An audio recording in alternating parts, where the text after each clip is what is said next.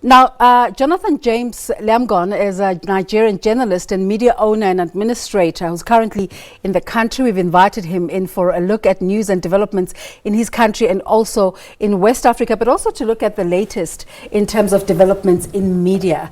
Thank you so much for coming through. You had a talk last night at Wits University where you've been an invited guest to talk about the latest developments in radio. So sorry for waking you up so early in the morning. What was discussed today?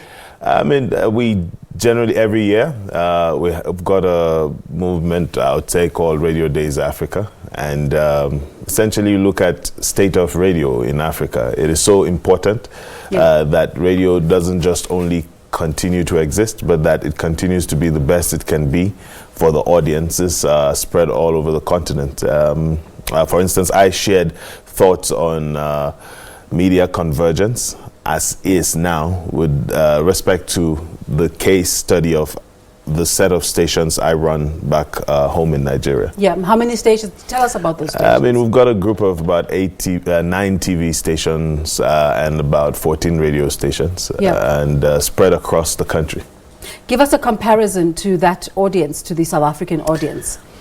I mean, first and foremost, the audience is African, so there is a commonality in terms of our aspirations, in terms of the things we want. We all want radio plays a key role in making us happy, in keeping us informed, making us stay entertained, and it hasn't changed. And when I'm here, I see the following of radio. It is massive. I see it play that role every day. And I see it shape a lot of agenda in terms of public discourse every day.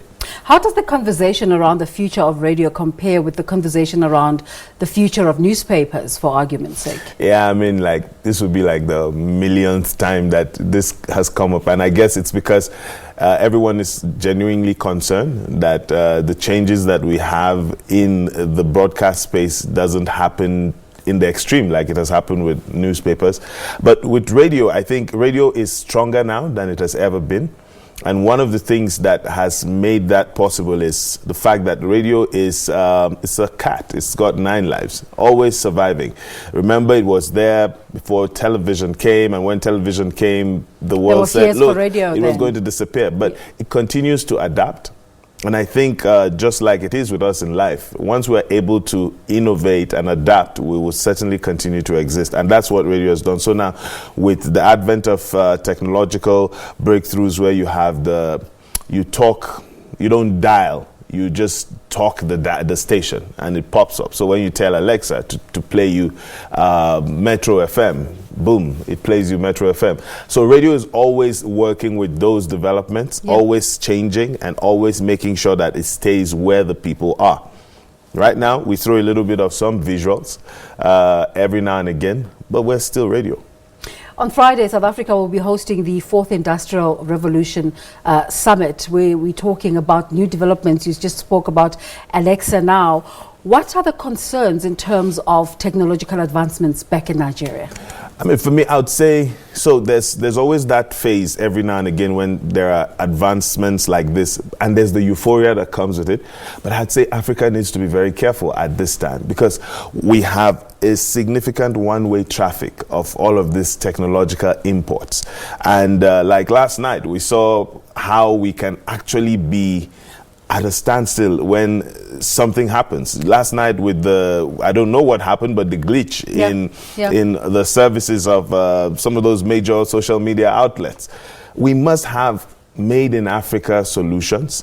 We must be conscious about watching how we and I'm not saying we should be nationalist, no, but it's important that, take for instance, if major giants like a Google is coming into Africa, what is it doing with Africans? With our database. How do we even grow our own versions of these things? Because if it's completely outside, it's our data. So now, whenever we talk about small businesses, innovation in Africa, there are always entrepreneurs who are coming up and talking about these amazing ideas that they have to bring in new forms, new platforms. Why aren't these seeing the light of day? Now, if I had a perfect answer to that, I'd probably be a magician. But in my opinion, I would say, first off, is some of these giants are too big.